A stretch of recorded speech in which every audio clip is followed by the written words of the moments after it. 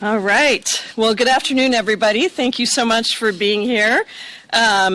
Appreciate your presence here as I finish my tenure as chair of the CPC, and I get to introduce you to the new leadership of the Progressive Caucus, a truly stellar group of leaders who are going to move us forward in the next term.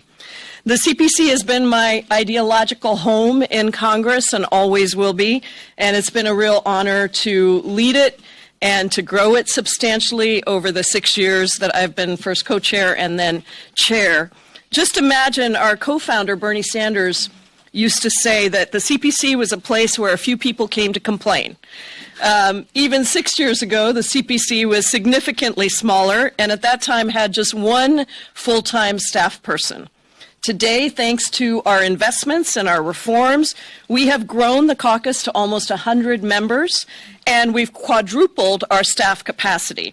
And I want to give a special thank you to all of our members, as well as to our truly excellent staff members who have been working so tirelessly and will continue to in the next Congress. The CPC remains the most diverse caucus in Congress, with our members representing all of the ethnic caucuses, as well as a host of professions before they came to Congress, from organizers to teachers, lawyers to engineers, union workers to social workers, and small business owners.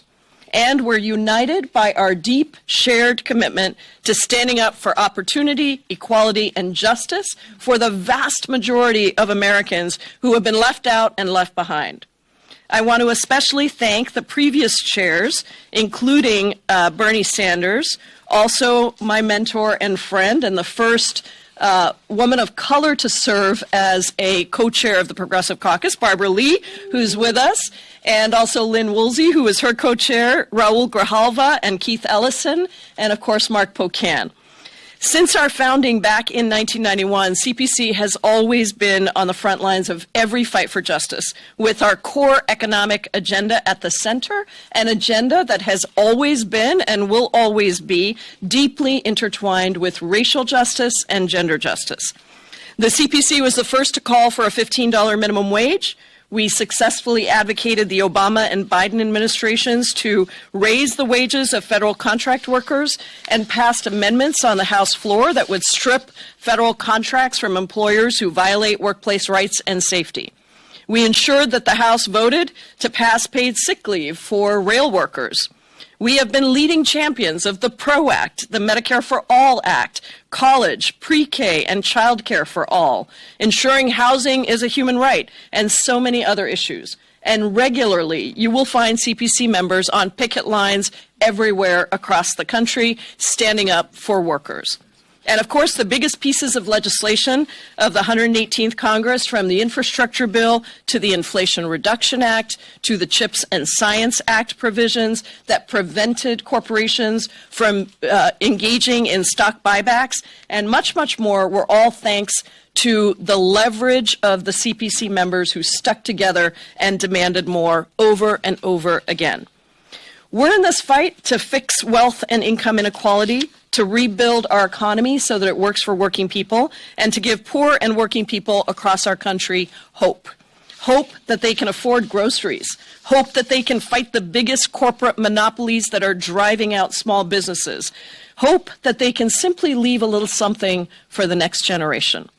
And that's why, despite our losses in November, we still see a clear path forward. On offense, we have to rebuild our party and focus on making sure that the economic gains don't just go to the wealthiest, as they have for the last 30 years, but rather lift up workers who haven't seen their real wages increase in that 30-year period. We have to lay out the vision for affordable housing and universal child care, the two biggest inflationary costs that families are dealing with right now, that progressives did address here in the House with Build Back Better, but was blocked by two conservative Democrats in the Senate. And we have to have a laser focus on showing people clearly how their lives will be materially different when they wake up in the morning and think about their family's future. On defense, we'll do what progressives have always done and lead the fights to stop the worst of the incoming Trump administration, focus on the deep unpopularity of Trump's tax scam 2.0, and stop efforts to cut Social Security, Medicare, and other benefits. And of course, all the way to protect our most vulnerable communities of folks of color, immigrants, poor people, LGBTQ, and women that will always be targeted. I've always said that being progressive, when I'm asked what it means, just means that you are the first to the best and most just idea. You've heard me say it many times in this room, and other people then run to catch up and claim it as their own. We've seen that time and time again with red states in this past election, raising the minimum wage or offering paid leave on the ballot or ensuring abortion access. And if politics is the art of the possible, then it is progressives at the Progressive Caucus and outside of Congress who push the boundaries of what is seen as possible, because the possible is never static. It is only what you make it to be when you organize. So today it is my great honor to introduce you to the next unanimously elected leadership for the Congressional Progressive Caucus in the next term, an incredible group of members. Chair-elect Greg Casar, who represents the great state of Texas, will be the first ever chair from a Republican-dominated state. Chair-elect Casar dove right into the CPC in his first term, did an amazing job serving as whip, exhibited his commitment to the caucus with both leadership roles in the CPC and the CPC PAC, and brought incredible organizing experience from his previous government service to building power for workers and immigrants, as well as many new ideas that I know he's going to implement as the next chair.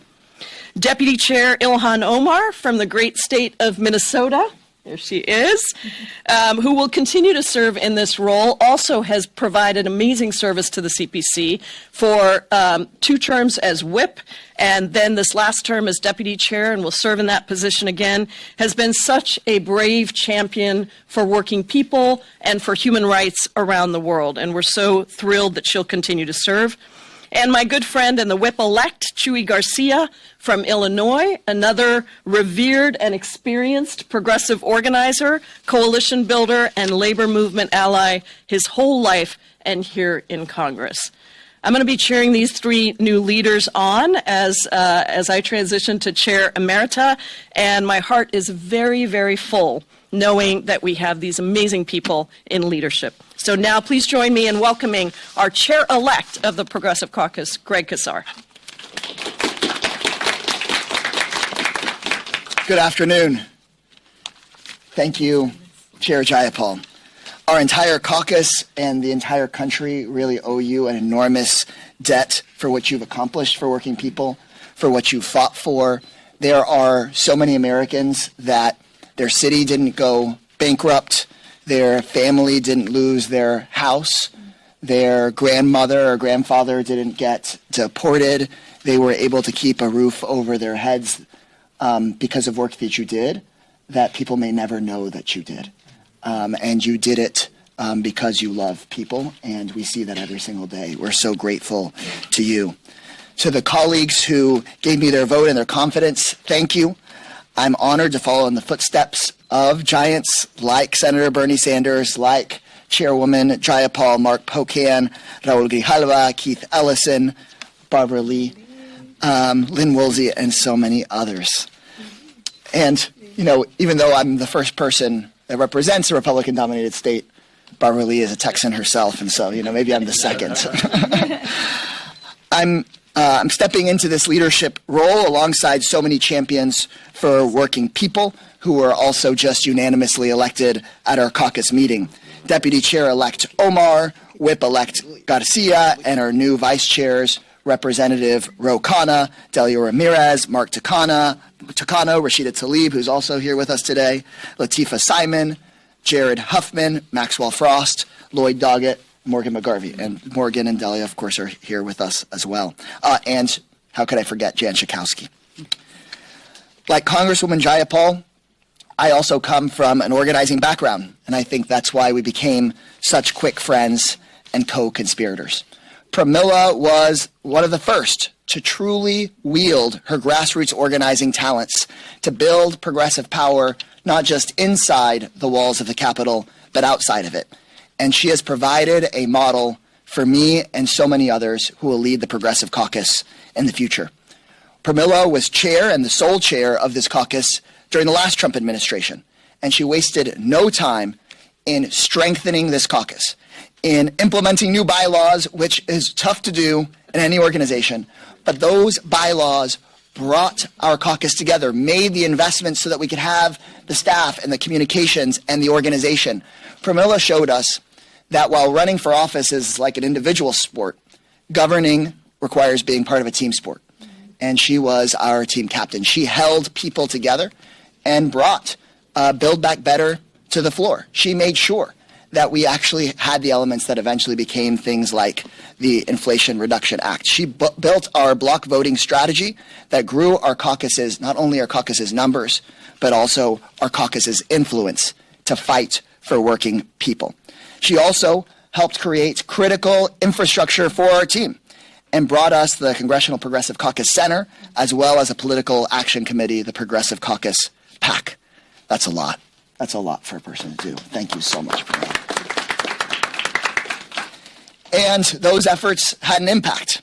It was the Progressive Caucus working with those groups that held the line over and over, that brought Build Back Better through the House and brought us the Inflation Reduction Act, which had the biggest climate investments in American history, as well as price negotiation for critical medicines and drugs, and a huge victory for the people over Big Pharma. It was the Progressive Caucus that helped influence and pass the landmark American Rescue Plan, and it was the Progressive Caucus that laid the foundation for the Biden-Harris administration's executive action agenda. It was because of the Progressive Caucus members and their leadership that we had the cancellation of over $167 billion in student debt.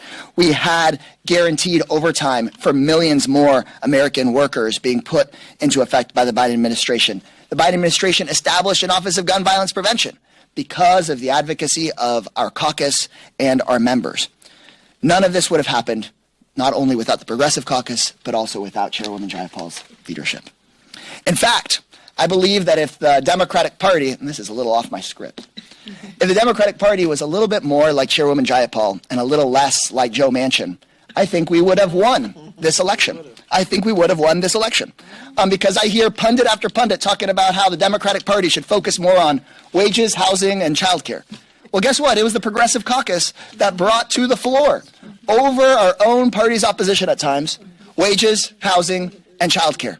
And if we had passed wages, housing, and childcare because they were progressive priorities, I think that working people would have showed up to the polls in much greater numbers. And that is exactly what the Progressive Caucus has to stay focused on. Because we lost a general election that we should have won. Our party has a tough road ahead. And I want to make it clear. The members of the Progressive Caucus are those who are best prepared to reform the Democratic Party. It is Progressive Caucus members who know how to stand up to CEOs who make more and more money while they pay their workers less and less. It is Progressive Caucus members who have the experience of standing up to special interest groups who spend millions of dollars to influence our elections. It is Progressive Caucus members who know how to stand for peace. It is Progressive Caucus members who stand up to bullies and fraudsters and the cheats who try to scapegoat our communities. Trump's entire campaign was built on nothing but lies, and it is Progressive Caucus members who are unbought and unbossed truth tellers. The GOP campaigned and won on a propaganda-fueled lie to the American people. They said over and over and over again that it was immigrants or people of color or trans people or whoever that were to blame for our economic problems. But the Progressive Caucus clearly says it wasn't a trans person who denied your health insurance claim. It was a giant health insurance company that has gone unregulated by the Republican majority. It was not an asylum seeker that raised your rent. It was a Wall Street hedge fund that did, just like the Wall Street hedge funds CEOs that Trump is trying to fill his cabinet up with. The truth is the GOP doesn't give a damn about working people. They just pretend to. They distract us with bigoted culture war propaganda while they pick the pockets of hardworking Americans. But it's those hardworking Americans that we have to fully bring back into the fold, not just of the Democratic Party, but back into the fold of engaging in our politics. For decades, working class people and the entire country associated the Democratic Party with standing up for working class people. That started to change during the Tea Party wave in this country. That reputation, by the data and by the numbers, that reputation has eroded. The Progressive Caucus is going to bring our working people first reputation back to the Democrats. Our former chair of this caucus, Keith Ellison, once said right before the 2016 election, if you aren't talking about growing people's paychecks, you ain't talking about nothing. And I think that's what it's going to take for us to win elections, for us to hold every part of this country across geography, across race, across ideology, and to not stand for injustice and oppression. That's what the Democratic Party needs, and that's what our country desperately needs. As the first CPC chair from a Republican-controlled state or representing one, I'm used to fighting against extremist, egocentric autocrats. I've seen firsthand how people suffer under extremist policies that do nothing to address the rent or the grocery bill or childcare. It will be our job to be defense against extreme policies from Trump and his billionaire friends, but it will also be up to the CPC to build a vision of a Democratic Party that's a working people's party. And it'll be the CPC members who make all that difference in the years to come. Thank you all very much, and I'd like to turn it over to our incredible Deputy Chair, Ilhan Omar. Thank you so much, Chairman-elect. It has been truly an honor to be part of what I would say Chairwoman Pramila Jayapal's Progressive Caucus. I came in the 2019 class, and I became the whip.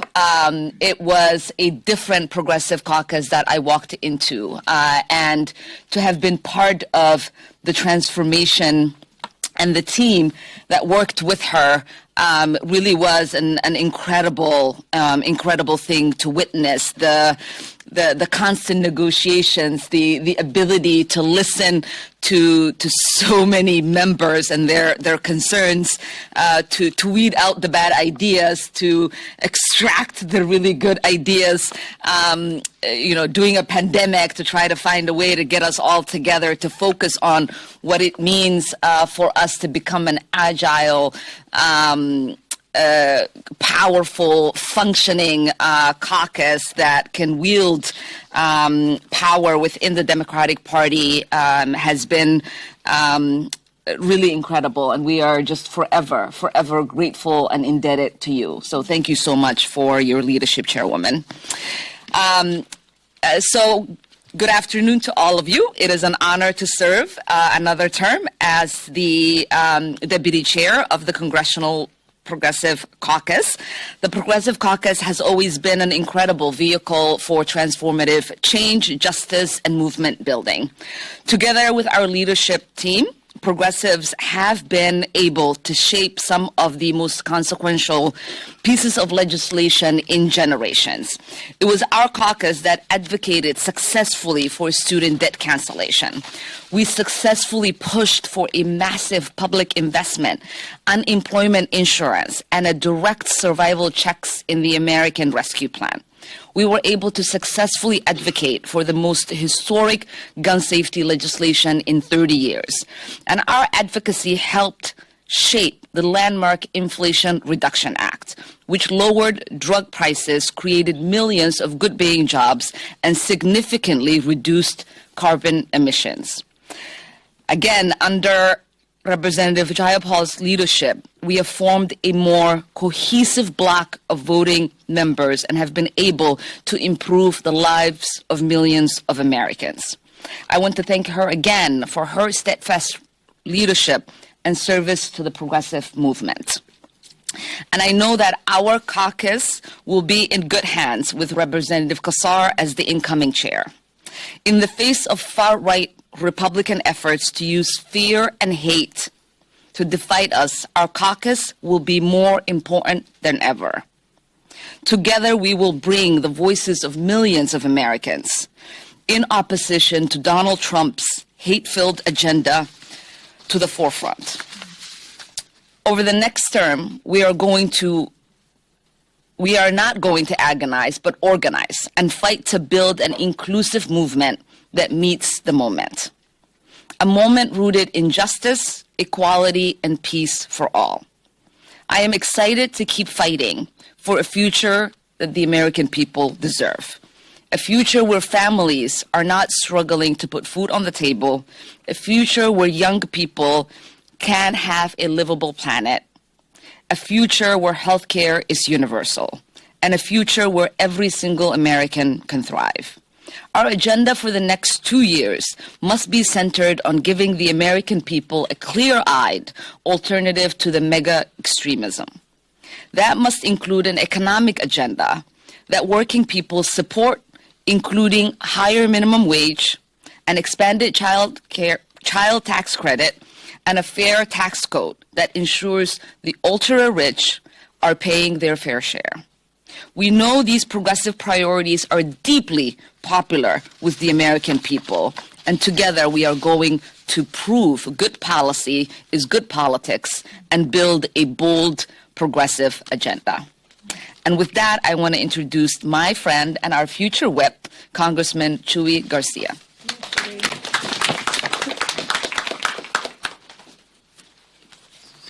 Thank you very much. First, I want to say thank you to our chairperson emerita, Pramila Jayapal, for delivering for the American people during a time of crisis as she did and exemplified why we are a caucus and why we have grown so significantly, especially over the past 8 years, and why so many members of Congress want to be associated with this caucus. I am both honored and excited to assume a part of the responsibility of representing our caucus during this most crucial juncture in our modern history in this country. As many of you know, I am an immigrant from Mexico, grown up in the city of Chicago, in Chicago's community of organizing and advocacy and empowerment, and of course building diverse, progressive, multiracial, multi-ethnic coalitions, and that is what this caucus is all about. Many of us in the coming days and years will face a moment when the communities and constituencies that we represent will be uniquely targeted by one or more horrible initiatives of the administration. Mark my words. And in those moments, we will need to stand strong, to speak as one in defense of our own and each other's most vulnerable communities. And that strength comes not only from our diversity as a caucus, but from CPC's core policies. You've heard the prior speakers talk about them, but they include unrigging the economy so it works for all, especially working people. It means investing in our care economy for children and for the elderly and everyone in between. It means making wealthy individuals and corporations pay their fair share and ensuring that we don't get into forever wars wherever possible across the globe, and addressing health care and housing affordability. These policies are hugely popular with the American public across the political spectrum. So as we confront MAGA's empty promises to working people, the CPC has to make and take the opportunity to fight fake populism with real popular and people-centered platforms our caucus represents and supports. I look forward to getting started on the work. Let's go to work for the American people. I would like to next call on our chairperson emerita, to introduce our special guest. Yes. Special guest? Are you kidding?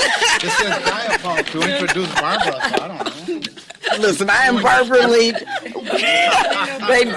I love, now welcome to the OG Club, which is not original genius, y'all. It's original gangster. Let me just say to Congressman Casar, I am so proud of you. Congratulations.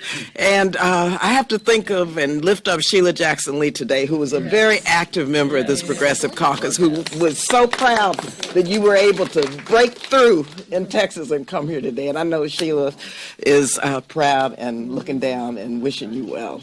So thank you so much. Let me just say first a couple of things as I stand here listening and witnessing this passing of the baton. My very first meeting when I came to Congress in 1998 was with Bernie Sanders and Paul Wellstone, founders of the Congressional Progressive Caucus. Paul was the only member of the Senate in the Progressive Caucus, and there were only a few members of the House. And what we talked about during that very first meeting is how we could work to make the Progressive Caucus a multiracial caucus. And here now, Pramila, I am so proud. And this is a bookend moment for me also, coming full circle, to see this Progressive Caucus. And what Bernie and Paul and myself talked about was we had to figure this out because we knew that progressives had to embrace issues of diversity and racial equity and gender equity, as well as economic justice and economic equity. And so I just have to say how proud I am of all of you, and to our new chair, Emerita. I have been in meetings with her, with the president, and I just have to say her strength and her clarity of purpose and her representation is something to behold. You all know her publicly. I know her in these meetings where it's sometimes really tough meetings, but she holds the line, and she holds the line on behalf of the American people, because the progressive agenda is the American agenda. And, you know, when people ask me, what does progressive mean? I say, look, if feeding hungry children means I'm a progressive, yes, I'm a progressive. If fighting for affordable housing, for a living wage, for health care means you're a progressive, yes, I'm really proud to be a progressive. And we could go on and on and on.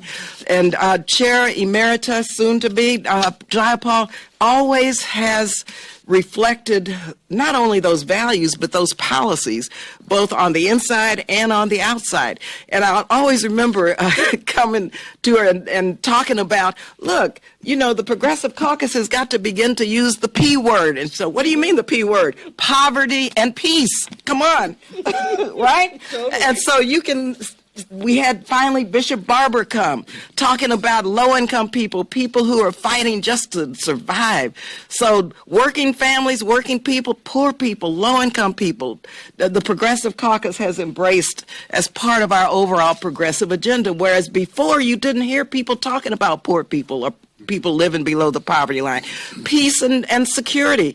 The task force, which I'm proud to chair, the Task Force on Peace and Security.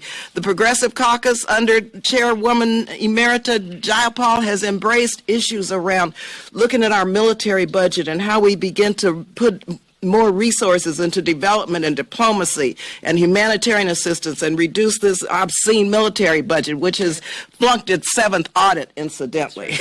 and so under her leadership, this caucus has grown, but also it's become the voice of the American people.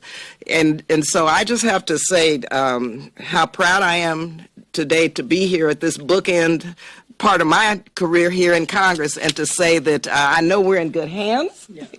I know that you all are going to be not only the resistance movement inside, but also be the members of Congress who are going to push our agenda forward in spite of who's in the White House. Because this is a moment where we know that our democracy is at risk, we know that our freedoms are at risk, and we know that we have to play offense and defense at the same time. And so, Congressman, you have a big job ahead of you, but Congresswoman Emerita has paved the way for us to rise to the occasion and to move our movement forward, embracing economic justice, as well as what Congresswoman Jayapal has heard the cries of from people around the country, that racial justice and racial equity is part of a progressive agenda. Thank you again. Thank you all very much. And I think we have our first question from CNN. And if not, then we'll move on to others. Okay. Any questions from somebody other than CNN? Go ahead. Can you talk a bit about some of the tactics or mechanics that you plan to use in order to, when you do push back on the Trump administration and also the Republican majority? Ask them to identify themselves. Yeah, and will you let everybody know which alley you're from? I know, but Yeah, they don't. I'm Matthew Chuy, I'm with the Texas. Yeah. Thank you, Matthew. We know that House Republicans have an extremely thin majority. And so our goal will be not only to have the Progressive Caucus try to block Trump's tax break handouts to his billionaire friends, but our goal will be to hold the entire Democratic caucus together. Because the Progressive Caucus cannot get out there first and organize all of our Democratic colleagues to unanimously oppose those billionaire tax breaks, for example.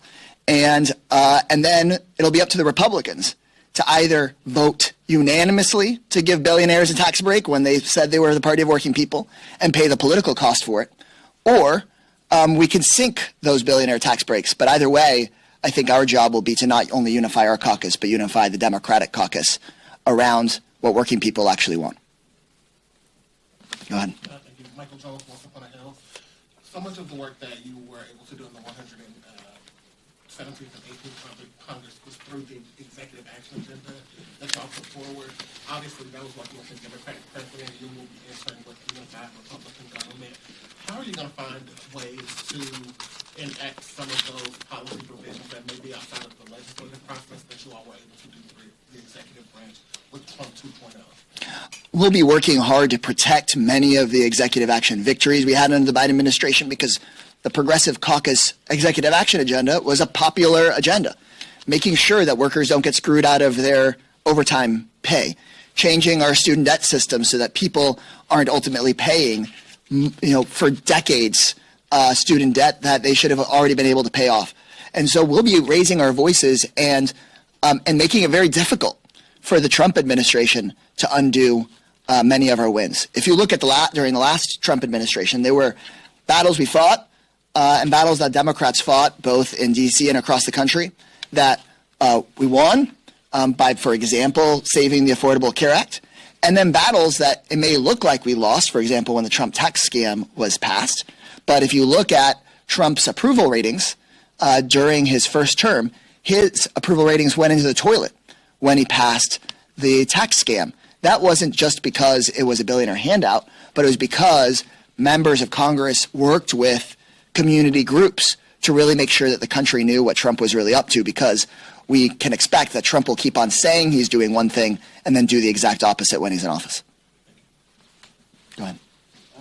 We've seen And will you tell us, put yourself ignorant. Ryan Schmelz, Fox News Radio. Yeah. We've seen some Democrats express interest in working with DOJ on ways to cut government waste or make government more effective. Do you see places that you can work with DOJ to make government more efficient?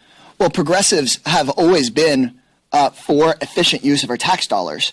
Unfortunately, Elon Musk has largely proven himself to be an efficient liar and self-serving plutocrat. And so I don't have high hopes for him having anything other than pretty awful ideas.